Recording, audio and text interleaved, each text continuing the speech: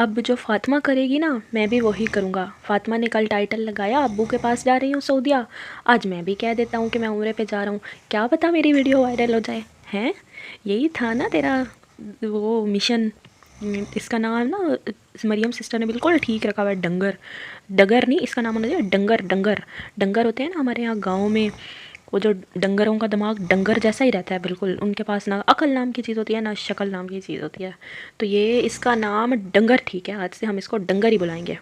और ये डंगर जो है इसने सोचा कि क्यों ना मैं, फ़ातिमा ने टाइटल लगाया और फ़ातिमा की तो व्यूज़ आ रहे हैं, फ़ातिमा की तो अच्छी सैलरी आएगी, चल मैं भी टाइटल लगाता हूँ। और मैं भी ना ऐसा ही कुछ टाइटल लगा देता हूँ। आज जो फ़ातिमा टाइटल लगाएगी कल वो मैं लगाऊँगा और मैं फ़ेमस हो जाऊँगा।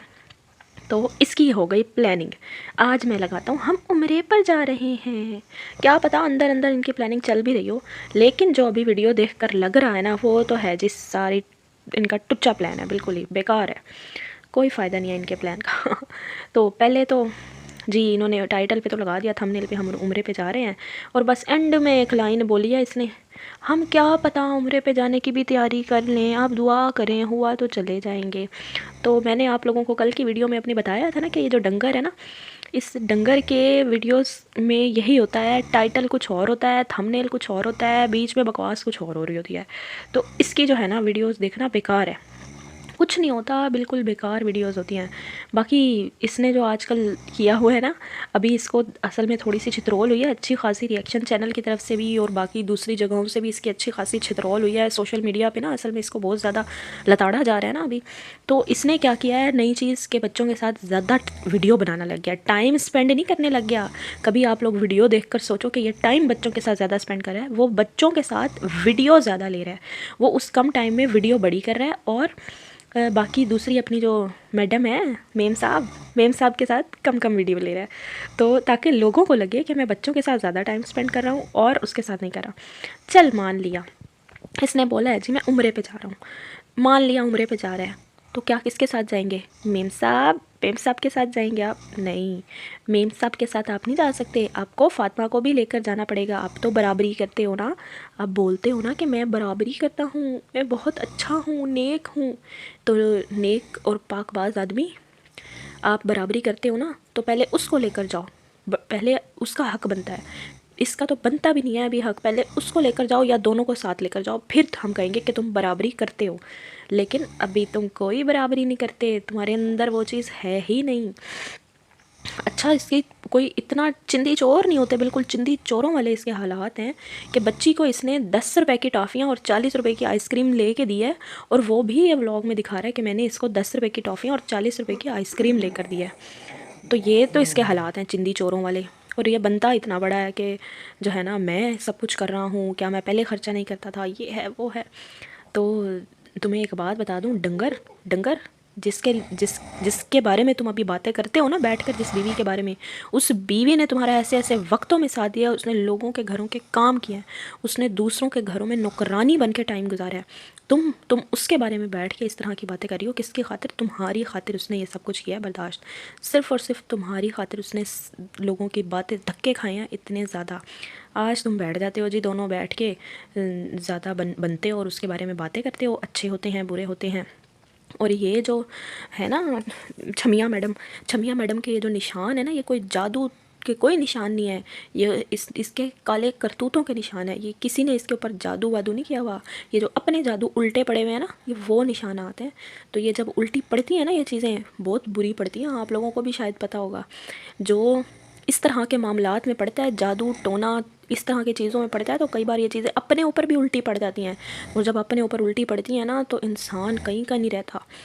वो ड्रामा शायद आजकल आप लोग देख रहे होंगे, वो कौन सा ड्रामा है, घाटा में वो जो, अगर आप लोगों को याद हो तो, एक नानी का जो करेक्टर प्ले कर रही है, उस नानी ने जब किसी के साथ ज़्यादती की ना, तो अब उसका भी हाथ ऐसे ही जलने लग गए हैं। तो ये जो भूतों की करनानी है ना, छमिया मैडम जो करनानी है, इस करनानी के भी अपने काले करतूतों की वजह से इसके हाथों का ये हाल हो रहा है। तो ये अगर अपने काले करतूत ऐसे ना करती ना, इसके हाथ बिल्कुल ठीक होते। बैठ जाती हैं आके जी, हम लोग बहुत मासूम बनते हैं, अच्छे बनते हैं, पर होते नहीं हैं। तुम क्या बनती हो? तुम क्या बनती हो? तुम नहीं बनती आगे मासूम, इतनी मासूम बने कि आसान हो रही है, इस तरह की बातें करेगी, आसान हो रही है, अल्लाह हाफिज़। मतलब क्या मतलब, पागल है क्या दुनिया, आवाम पागल है, हम यहाँ पागल बैठे हैं, हमें नहीं समझ में आता कि कौन मासूम बन रहा है और कौन है। तो तुम जैसे लोग जो होते हैं ना, वो आ जाते हैं वाईटी पे, वाईटी पे बैठ जाते हैं मासूम बनने। पर तुम्हें एक बात पता होना चाहिए, वाईटी पे जितने भी लोग हैं ना, उन्हें ये एक बात तो भाई पता होनी चाहिए कि ऑडियंस के पास दिमाग बहुत है। वो 1 मिनट में पकड़ते हैं लोगों की चीज़ें।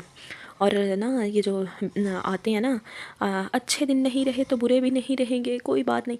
तो मैडम, तुम्हारे अच्छे ही दिन चल रहे हैं अभी फ़िलहाल, बुरे दिन जब तुम्हारे आने हैं ना, तुम्हें पता नहीं चलना।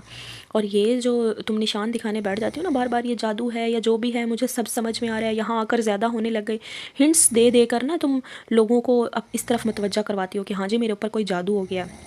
कोई जादू नहीं हुआ, ये तुम्हारे अपने किए हुए जादू तुम्हारे ऊपर ही उल्टे पड़ चुके हैं। अब तुम ख्याल करो, अल्लाह की लाठी बड़ी बेआवाज़ है, अल्लाह की लाठी ऐसे बजती है ना, अल्लाह माफ़ करे, अल्लाह माफ़ करे कि इंसान कहीं का नहीं रहता। अल्लाह पाक किसी को, अल्लाह की लाठी बहुत बेआवाज़ है और बहुत बुरा हाल होता है इंसान का। तुम तो अल्लाह से डरो, दुआएं मांगो, इस्तग़फ़ार करो। तुमने एक हंसता बसता घर बर्बाद किया है, इस्तग़फ़ार करो। तुम तो अल्लाह से माफ़ी मांगो, तुम जाके उन लोगों से माफ़ी मांगो जिनका तुमने घर जाके बर्बाद किया। जो बेटियों वाले का तुमने, जिसका वो भी बेगैरत ही है वैसे तो, जो लेकिन असल ज़िंदगी जो बर्बाद हुई है वो तो फ़ातिमा की हुई है ना, ये तो बेगैरत ही है डंगर। तो तुम जाके उस बंदी से माफ़ी मांगो, हाथ जोड़ के माफ़ी मांगो, उसके पैरों में पड़ जाओ, माफ़ी मांगो उससे, और उससे कहो कि मेरे से गलती हुई है और मैं इस गलती को सुधारूंगी। तुमने ये भी नहीं देखा कि वो बेटियों का बाप है। तुमने मतलब कि इसने तो बस ये इंतज़ार में ही थी कि इद्दत ख़त्म हो और मैं कहीं निकाह पढ़ाऊँ अपना कहीं और, पता नहीं क्या क्या इसने तो कितने टाइम से ये सब कुछ चल रहा था। और दुनिया पागल नहीं है, यूट्यूब पे तो लोग पागल तो नहीं बैठे यूट्यूब पे, उनको सब पता है कि ऐसे कैसे कि इद्दत ख़त्म होते ही आप किसी से शादी कर सकते हो। आखिर ये सब कुछ पहले से चला हुआ आ रहा था, तभी तो शादी हुई है ना। तो बात ये है मैडम साहिबा, माफ़ी मांगो, माफ़ी तुम्हारे लिए यही निजात का ज़रिया बनेगी, तुम्हारे लिए यही माफ़ी निजात का ज़रिया बनेगी। वरना ये जो तुम्हारे जल रहे हैं ना निशान, ये अल्लाह माफ़ करे बड़ा मसला ख़राब हो जाना है तुम्हारा। ये मैं तुम्हें बता दूँ, बहुत मसले ख़राब हो जाने हैं। अपना इलाज करो, इलाज इसका यही है कि अल्लाह से माफ़ी मांगो और उन लोगों से माफ़ी मांगो जिनका तुमने घर बर्बाद किया है आकर। वरना तो यहाँ तो बड़े बड़े कारनामे हो जाते हैं। अल्लाह पाक की पकड़ तो फिर तुम्हें पता ही है कि कैसी है। और किसी मज़लूम के साथ ऐसा किया तो फिर तो बस अल्लाह रहम ही करे तुम्हारे ऊपर। तुम जो है ना, ये बाल ज़रा खोल के मत निकला करो बाहर, तुम बैठ के घर में मुसल्ला डाल के नमाज़ पढ़ो, अल्लाह से माफ़ी मांगो। ये हया को हाथ मारो, तुम्हारी भी एक बेटी है, तुमने कैसे किसी बेटी वाले का घर बर्बाद कर दिया। मुझे तो हैरत हो रही है, जिसकी बेटी हो खुद की, वो तो बड़ा, उनके अंदर तो बहुत बड़ा दिल हो जाता है, उनका तो बड़ा ज़र्फ हो जाता है। ये कैसी है, शायद इसने दे दी थी बेटी पैदा होते ही, तो इसके अंदर वो वाली बात ही नहीं है, बेटियों वाली बात ही नहीं है। तो इसने तो भाई बहुत गलत काम कर दिया है। तुम मेरी बहन तो मैं तुम्हें नहीं कहना चाहती, बहरहाल तुम जो भी हो, तुम माफ़ी मांगो जाके उनसे, तुम्हारे गुनाह बख्शवाओ। तुमने जो गुनाह कर दिए हैं ना, इतने बड़े बड़े गुनाह कर दिए हैं तुमने, अल्लाह रहम करे, उनको माफ़ी मंगवाओ। नहीं तो फिर ये देखो तुम्हारे साथ क्या हो रहा है, आगे भी मज़ीद क्या होगा, तुम्हें कोई कुछ नहीं जानता। तो ना ये तुम्हारे मसले मसाइल बढ़ते जाएंगे, अच्छे दिन नहीं रहे, बुरे दिन नहीं रहेंगे, जो तुम कहती हो ना, बुरे दिन ही आने लग जाएंगे फिर। तो ये तुम जाओ, उससे माफ़ी मांगो, उससे हाथ जोड़ के, उसके पाँव पड़ के, उसकी मिन्नत तरला करके उससे अच्छे से माफ़ी मांगो। और उसके बाद अल्लाह से तौबा करो, और उसके बाद इससे कहो डंगर से कि बराबरी का मामला करे। जब तक बराबरी नहीं होगी तब तक तुम उसकी ज़िम्मेदार रहोगी, तुम भी रहोगी और ये डंगर भी रहेगा। और तुम्हें अभी नहीं तो फिर आखिरत में तो फिर देनी पड़ती है ना वो चीज़ें, जो हम दुनिया में नहीं अदा कर सकते वो हमें आखिरत में अदा करना पड़ता है।